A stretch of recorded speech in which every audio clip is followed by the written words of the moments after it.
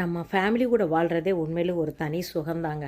சில நேரம் நம்ம வந்து தனியாக வாழணும்னு ஆசைப்படுவோம், அந்த மாதிரி வாழவும் செய்வோம். ஆனால் நம்ம பிள்ளைங்க வந்து வேறு இடத்துல இருக்கிறப்ப அவங்கள பார்க்குறதுக்கு நம்ம ஒரு அட்லீஸ்ட் 3 மாதத்துக்கு ஒரு தடவை, ஒரு 6 மாதத்துக்கு ஒரு தடவை, அட்லீஸ்ட் 1 வருஷத்துக்கு ஒரு தடவைனாலும் நம்ம வந்து பேரண்ட்ஸாக போய் பார்க்கணும். அவங்களுமே நான் பேரண்ட்ஸ் தான் போய் பார்க்கணுன்னுலாம் சொல்லவே இல்லை. பிள்ளைங்களும் அவங்களுடைய பேரண்ட்ஸை விட்டு கொடுக்காம அவங்களும் வந்து பார்க்கணும். இன்றைக்கி எல்லா பிள்ளைகளும் வெளிநாட்டில் இருக்கிறாங்க. யாருமே பிள்ளைங்களை வந்து பார்க்குறது இல்லை, பிள்ளைங்க போய் அவங்கள பார்க்குறது இல்லை. இப்படி அவங்கவுங்க அப்படி இப்படி செதஞ்சு போச்சு உறவுகள் எல்லாம். அதனால் நான் என்ன சொல்ல வரேன்னா, உறவுகள் சிதையாமல் இருக்கணும்னா நம்ம ஒரு அட்லீஸ்ட் வருஷத்துக்கு ஒரு 3 தடவைனாலும் பார்த்துக்கிட்டோம்னா தான் உறவுகள் சிதைஞ்சு போகாமல் இருக்கும். சரி போகிறோமே, போன உடனே நம்ம அன்பு பரிமாற்றத்தை வந்து அவங்களுக்கு வந்து நம்ம இருக்கிறோன்னு நம்ம போய் பிள்ளைங்க கிட்ட காமிச்சாதான் அந்த பேரம்பேத்திக்கு நம்மளை யாருன்னு தெரியுது, பேரம்பேத்திக்கு நம்மளுக்கு பாட்டி இருக்கிறாங்க, தாத்தா இருக்கிறாங்க அப்படின்றது தெரியுது.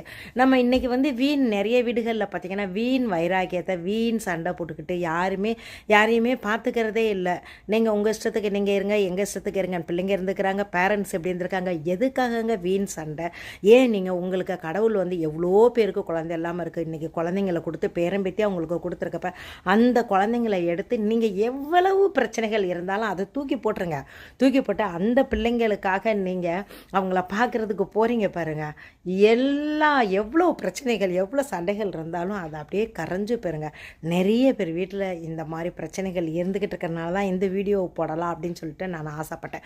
ஏன் அப்படின்னா இன்றைக்கி வந்து உறவுகள் வந்து பேச்சுவார்த்தையே இல்லாமல் வாழ்ந்துக்கிட்டே இருக்கிறாங்கங்க. பேரன் பேத்தி, அம்மா அப்பா தாத்தா பாட்டி, ஒருத்தருக்கு வந்து ஒரு பரஸ்பரம் உறவு எல்லாமே போச்சு. இன்றைக்கி நிறைய பணம் சம்பாதிக்கிறோம், வாழ்கிறோம், எங்கெங்கோ போகிறோம், என்னென்னவோ விதவிதமான சாப்பாடுகள் சாப்பிட்றோம், எங்கெங்கே எந்தெந்த ஊருகளோ போய் சுற்றுறோம். ஆனால் உறவுகள் பலமாக இருக்குதா அப்படின்னா இல்லைன்னு தான் சொல்லுவேன்.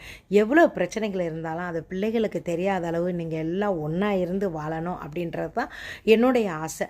நான் என்ன சொல்ல வரேன்னா, இது மாதிரி எவ்வளோ பிரச்சனைகள் இதை பார்க்குற இந்த வீடியோ பார்க்குற நிறைய பேர் வீட்டில் நிறைய பிரச்சனைகள் இருக்கலாம். நிறைய வருஷம் நீங்கள் பேரம்பேத்தியை பார்க்காம இருக்கலாம். தயவு செஞ்சு உங்களுக்கு கோபம் இருக்குதா, அதை விட்டு தள்ளிட்டு அந்த அன்பை அங்கே முன்னாடி நிறுத்துனீங்கன்னு வச்சுக்கோங்களேன், எல்லா பிரச்சனைகளும் சரியாயிருங்க. ஆமாம், ஏதோ நம்மளை மருமக ஏதாவது ஒன்று சொல்லியிருப்பாங்க, பையன் ஏதாவது சொல்லியிருப்பார், பொண்ணு ஏதாவது சொல்லியிருக்கோம், மருமக ஏதாவது சொல்லியிருப்பாங்க, இல்லை சம்மந்தி வீட்டில் நமக்கு ஏதாவது பிரச்சனைங்க, எல்லாத்தையும் தூக்கி போடுங்க.